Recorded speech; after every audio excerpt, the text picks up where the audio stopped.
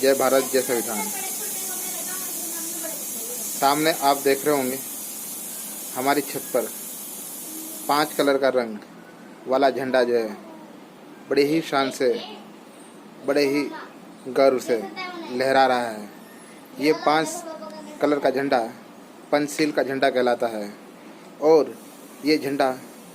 हमारे संत महापुरुषों की विचारधारा की एक पहचान है, जिसे तथागत बुद्ध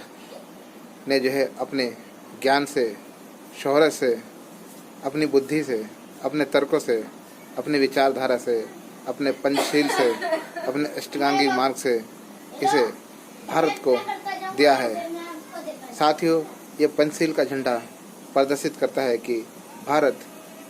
प्रारंभ से ही और अंत तक और आज तक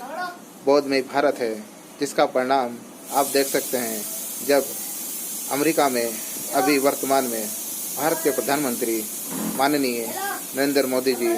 गए और वहाँ पर उन्होंने म्यूजियम में भारत की इतिहास की तथागत बुद्ध की मूर्तियों को देखा और मूर्तियों को वह ले जाकर भारतीय विदेशी प्रधानमंत्री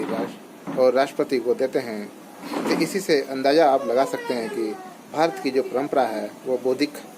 परंपरा है, भारत की जो संस्कृति है वो बुद्धिस्ट संस्कृति है। यदि भारत की संस्कृति सनातनी संस्कृति होती या भारतीय देवी देवताओं का इतना व्याख्यान होता तो विदेशों में भी, वहाँ पर भी सनातनी संस्कृति से संबंधित राम, कृष्ण, शिव इत्यादि की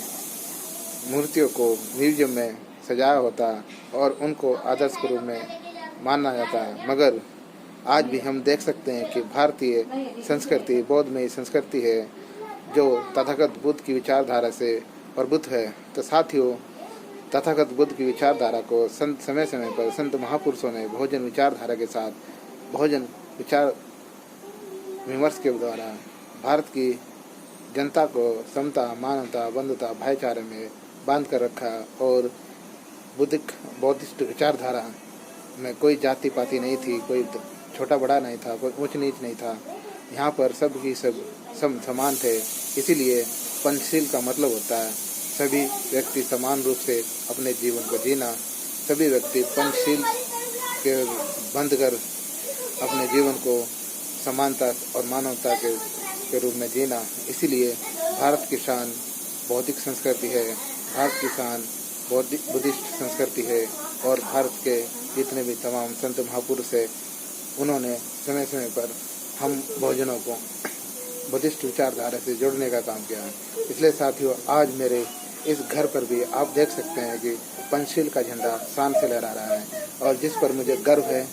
और मैं अनुभूति महसूस करता हूँ कि मैं भी भारत का एक बुद्धिस्ट व्यक्ति हूँ और मुझे अपने संत महापुरुषों पर भी गर्व है कि उन्होंने भारत की जितने भी समस्त बहुजन समाज को संगठित करने का काम किया वह बुद्धिस्ट विचारधारा पर किया। और बुद्धिस्ट विचारधारा हमेशा सत्य, प्रकृति और विज्ञानवादी है, जिसके द्वारा हम सब समान हैं और हमें सम्मान से जीने का हक दिलाया है। तो साथियों, यह प्रमाण साबित हो जाता है कि भारत की जो संस्कृति है वो बुद्धिस्ट संस्कृति है और इसका प्रमाण आपको विदेशों में भी मिल जाएगा। इसलिए साथियों, हमें फिर से संत महापुरुषों की विचारधारा को